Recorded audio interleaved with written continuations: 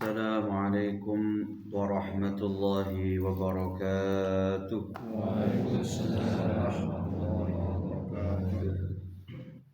بسم الله الرحمن الرحيم. الحمد لله والصلاة والسلام على سيدنا رسول الله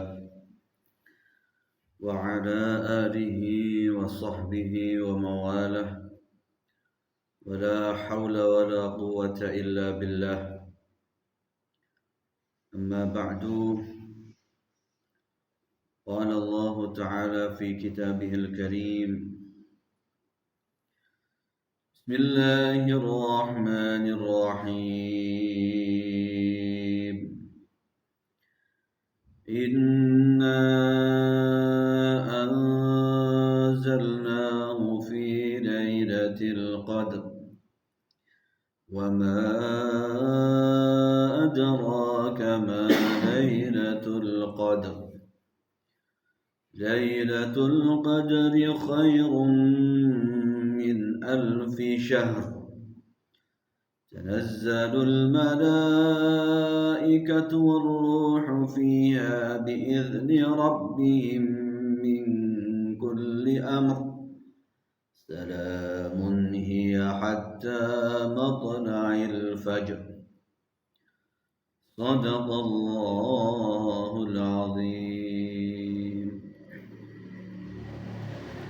Hadirin hadirat sederek sedaya jamaah salat malam ingkang dipun mulyakaken Allah Subhanahu wa taala. Alhamdulillah, tsumma alhamdulillah, kita bersyukur kepada Allah Subhanahu wa taala yang mana pada malam hari ini kita ditakdirkan oleh Allah untuk menjadi bagian dari orang-orang yang berusaha untuk menghidupkan malam-malam bulan suci Ramadan dengan aktivitas-aktivitas ibadah. Kita bersyukur kepada Allah yang telah memberikan kita kemauan, dan kemauan kita ini Allah wujudkan sehingga pada saat ini kita duduk bersama, bersujud bersama, berzikir dan berdoa bersama dalam rangka mendekatkan diri kita kepada Allah. Mudah-mudahan segala doa, segala harapan kita mudah-mudahan diijabah oleh Allah, dan mudah-mudahan kita mendapatkan keberkahan dari malam-malam Lailatul Qadar. Amin amin ya rabbal alamin.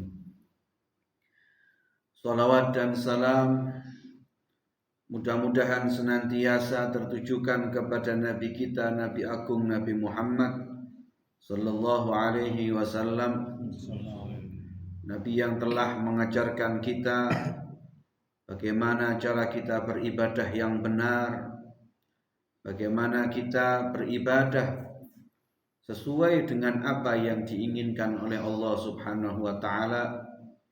Nabi yang telah mengajarkan kepada kita bagaimana kita harus bersikap di dalam menyambut, di dalam menjalani ibadah di bulan suci Ramadan. Mudah-mudahan dengan kita pada malam hari ini melaksanakan qiyamul lail, dengan kita menghidupkan malam di bulan Ramadan ini, kita kelak diaku sebagai umatnya, dan mudah-mudahan kita kelak mendapatkan syafaatnya. Amin ya rabbal alamin. Hadirin hadirat jamaah yang dimuliakan Allah Subhanahu wa taala, kami teringat sebuah kisah yang mengharukan yang dialami oleh seorang sahabat Nabi dua sahabat Nabi yang bernama Hanzalah dan sahabat Nabi satunya yang bernama Julaibib. Kedua sahabat Nabi ini begitu luar biasa di dalam memenuhi panggilan-panggilan Allah. Pada suatu hari sahabat Hanzalah di siang harinya beliau melangsungkan akad nikah. Di malam pertama beliau layaknya umumnya pasangan pengantin baru duduk bersama di kamar berdua, namun tiba-tiba beliau mendengar di luar sana ada panggilan jihad. Saat itu beliau tidak berpikir panjang, tidak banyak pertimbangan-pertimbangan. Beliau langsung memenuhi panggilan jihad. Dan sayang seribu sayang, beliau lupa belum mandi besar. Beliau berangkat ke medan pertempuran pada malam hari, ikut bersama rombongan sahabat-sahabat yang lain. Di medan pertempuran itu beliau sahabat Hanzalah kemudian gugur sebagai syahid. Hadirin hadirat yang dimuliakan Allah Subhanahu wa taala. Pengantin baru pada umumnya lebih memilih hidup bahagia, mengisi malam-malam hari bersama orang yang ia cintai, bersama istrinya. Namun tidak berlaku bagi sahabat Hanzalah. Panggilan jihad jauh lebih membahagiakan beliau daripada bahagia bersama istrinya. Beliau mempertaruhkan nyawanya di medan pertempuran.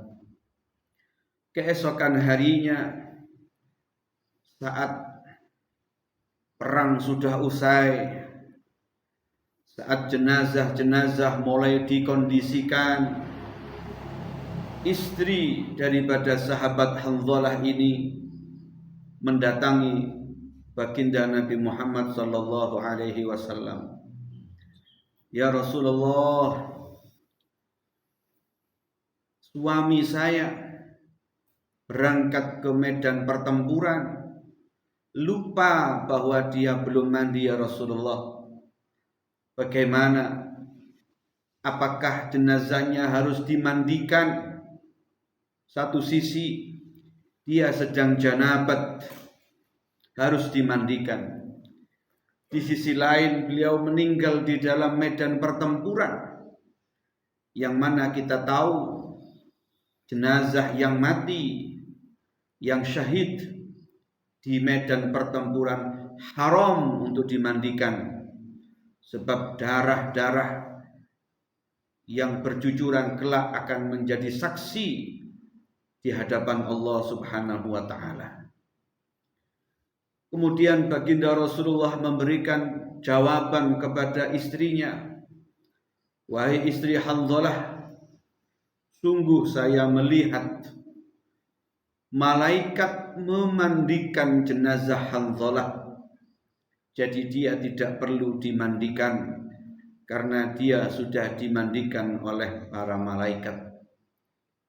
Malaikat hormat, malaikat ta'zim kepada sahabat Hanzalah, yang mana dia memilih untuk jihad fisabilillah, memilih sebagai syahid daripada beliau bersenang-senang bermesraan dengan istrinya. Yang kedua adalah sahabat Julaibib. Sahabat Julaibib ini adalah sahabat yang lama, di usia yang cukup lanjut, di usia yang cukup bisa dibilang telat, beliau belum menikah. Saat itu beliau memasrahkan urusan jodohnya kepada Allah Subhanahu wa taala.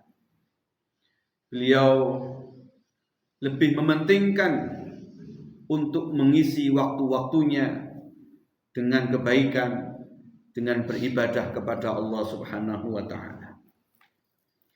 Saat itu sahabat Julaibib ini didatangi oleh baginda Nabi Muhammad sallallahu alaihi wasallam. Ditanya oleh Rasulullah, "Wahai Julaibib, kenapa engkau belum menikah? Apa yang engkau pikirkan sehingga engkau menunda-nunda pernikahanmu?" Sahabat Julaibib dengan polosnya beliau menjawab, menuturkan kepada Rasulullah, "Ya Rasulullah, saya belum menikah ini bukan karena menunda-nunda. Saya belum menikah ini karena mungkin saya ini buruk rupa, sehingga tidak ada wanita manapun yang mau berjodoh dengan saya." Rasulullah merasa iba. Rasulullah sangat iba dengan umatnya, siapapun yang mengalami kesulitan. Dan di saat ada sahabatnya yang mengalami kesulitan, beliau senantiasa berusaha untuk memberikan solusi di setiap permasalahan yang dialami para sahabatnya. Sahabat Julaibib dengan polosnya dia jujur berkata apa adanya, bahwa salah satu hal yang menjadikan beliau telat untuk menikah yaitu karena mungkin faktor fisiknya. Kemudian Rasulullah memberikan tawaran, "Wahai Julaibib, apakah ada perempuan yang engkau cintai pada saat ini?" "Ada ya Rasulullah, akan tetapi saya pesimis. Saya mencintainya, tapi belum tentu dia menerima lamaran saya andaikan saya melamarnya." Rasulullah memberikan tawaran, "Wahai Julaibib, apakah kamu mau apabila saya sendiri yang akan menemui keluarganya dan saya sendiri yang nanti akan melamar perempuan yang engkau cintai?" Julaibib begitu gembira mendengar berita itu. Beliau didukung, beliau dibantu oleh baginda Rasulullah sallallahu alaihi wasallam dalam urusan perjodohan ini. Begitu bahagianya hati Julaibib. Rasulullah pun tidak menunggu waktu lama. Beliau mendatangi keluarga perempuan yang dicintai oleh sahabat Julaibib. Rasulullah berkata kepada ayahanda dari perempuan yang dicintai itu, "Wahai ayahanda, wahai sahabat Ansor, ayahanda dari perempuan yang dicintai oleh Julaibib, apakah engkau berkenan apabila putrimu saya jodohkan dengan sahabat Julaibib?" Kemudian ayah perempuan tadi tidak langsung mengiyakan. Dia bermusyawarah dengan keluarga, dan keputusan dari keluarganya adalah menolak tawaran dari baginda Rasulullah sallallahu alaihi wasallam. Di dalam perbincangan antara ibu dan ayahnya Julaibib, ibu dan ayahnya perempuan ini, di dalam perbincangan itu anak perempuan itu mendengar bahwa kedua orang tuanya menolak tawaran Rasulullah, dan perempuan itu memberanikan diri matur kepada kedua orang tuanya. Wahai ayah, wahai ibu, tidaklah engkau ingat firman Allah yang berbunyi, wa ma kana lil mu'minin wala mu'minatin idza qadallahu wa rasuluhu amran ay yakuna lahumul khiyaratu min amrihim wa may ya'sillaha wa rasulahu faqad dhalla dhalalan mubina. Yang artinya, wahai ayah, wahai ibu, apabila datang Rasulullah memberikan tawaran-tawaran, maka tidak pantas, tidak etis bagi kita untuk menolak tawaran Rasulullah sallallahu alaihi wasallam. Saya, putrimu, bersedia apabila saya dijodohkan Rasulullah dengan Julaibib yang dikatakan beliau adalah buruk rupa. Kemudian kedua orang tuanya merestui tawaran baginda Rasulullah. Akhirnya kedua orang tuanya mengiyakan apa yang sudah disetujui oleh putrinya. Sebab putrinya memilih Julaibib bukan karena dorongan hawa nafsu, bukan karena dorongan keinginan semata, tapi karena dorongan keimanan kepada baginda Rasulullah dan kepada ayat-ayat Al-Quran. Hadirin hadirat yang dimuliakan oleh Allah Subhanahu wa ta'ala, ketika perempuan itu dan keluarganya lapor kepada Rasulullah bahwa keluarganya bersedia menerima tawaran lamaran Rasulullah, betapa bahagianya Rasulullah. Dan Rasulullah menyampaikan kabar itu kepada Julaibib. Wahai Julaibib, engkau tidak lama lagi akan menikah. Kabar gembira bahwa perempuan yang engkau cintai dan keluarganya telah menerimamu. Mari kita persiapkan hal-hal yang perlu kita persiapkan agar engkau segera menikah. Begitu bahagianya Julaibib karena beliau akan menikah. Hadirin hadirat yang dimuliakan Allah Subhanahu wa ta'ala, sebelum Julaibib melangsungkan akad nikah, beberapa hari sebelumnya terdengar kabar, terdengar pengumuman bahwa peperangan akan dilaksanakan. Pasukan-pasukan kaum muslimin akan berangkat ke medan pertempuran. Julaibib pada waktu itu memutuskan untuk lebih memilih jihad fisabilillah daripada menikah. Padahal beliau sudah diberi saran oleh sahabat-sahabatnya, wahai Julaibib, engkau beberapa hari lagi akan menikah. Sudahlah, engkau tidak perlu jihad fisabilillah. Dahulukan urusan pribadimu, urusan pernikahanmu. Tapi Julaibib dengan hati penuh keimanan, dengan hati penuh keyakinan, beliau memutuskan untuk tetap jihad fisabilillah. Saat beliau jihad di medan pertempuran, Allah memutuskan, Allah mentakdir bahwa sahabat Julaibib meninggal dunia dalam keadaan syahid.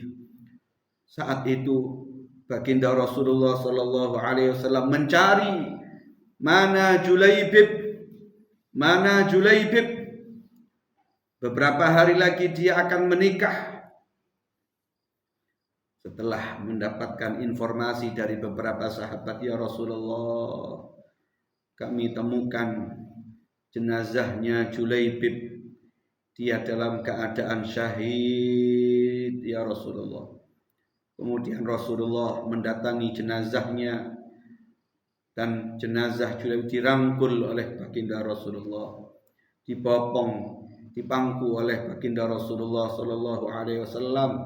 Dan Rasulullah mengatakan, ya wahai Julaibib, ana minka wa anta minni. Saking ridhonya Rasulullah kepada sahabat Julaibib, Rasulullah mengatakan, wahai Julaibib, saya adalah kamu, kamu adalah saya.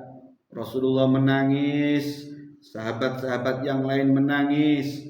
Sahabat Julaibib ini lama tidak menikah, mau menikah dia memilih jihad fisabilillah dan mati meninggal sebagai syahid. Beliau lebih memilih kehidupan akhirat daripada kehidupan dunia. Sahabat-sahabat mengkafaninya, kemudian menguburnya dalam keadaan menangis terharu karena melihat begitu kuatnya iman sahabat Julaibib ini. Setelah mendengar kematian si Julaibib, calon istrinya dan calon mertuanya menangis dan begitu terharu melihat keimanan Julaibib yang begitu luar biasa. Inilah sebagian contoh kecil hadirin hadirat yang dimuliakan oleh Allah Subhanahu wa taala. Betapa sahabat-sahabat Nabi memiliki iman yang kuat. Beliau tidak peduli dengan kondisinya. Beliau lebih memilih kehidupan akhirat daripada kehidupan dunia yang fana ini. Beliau tidak peduli dengan status miskin. Boleh miskin, tapi ibadah tetaplah ibadah. Ilmu tetaplah harus dicari. Miskin, kemiskinan dan keterbatasan tidak membuat sahabat Nabi kemudian bermalas-malasan, kemudian meninggalkan ibadah, meninggalkan mencari ilmu. Ini adalah kisah motivasi bagi kita semua bahwa kita belajar terus bagaimana kita agar menjadi pribadi yang lebih baik, pribadi yang mementingkan ibadah. Jangan sampai karena alasan pekerjaan, karena alasan kesibukan kita meninggalkan sholat. Jangan sampai karena alasan capek kita meninggalkan sholat. Jangan sampai karena alasan kesibukan kita meninggalkan puasa yang diwajibkan oleh Allah Subhanahu wa taala. Mudah-mudahan sedikit kisah ini menjadi bahan renungan kita bersama agar kita tidak banyak alasan saat azan memanggil kita, saat kita menjalankan sholat, saat kita harus bersujud kepada Allah Subhanahu wa taala. Mudah-mudahan ini menjadi ilmu yang bermanfaat bagi kita semua. Mudah-mudahan kita mendapatkan kemudahan, keringanan di dalam kita menjalankan ibadah kepada Allah Subhanahu wa taala. Amin amin ya rabbal alamin. Al-Fatihah.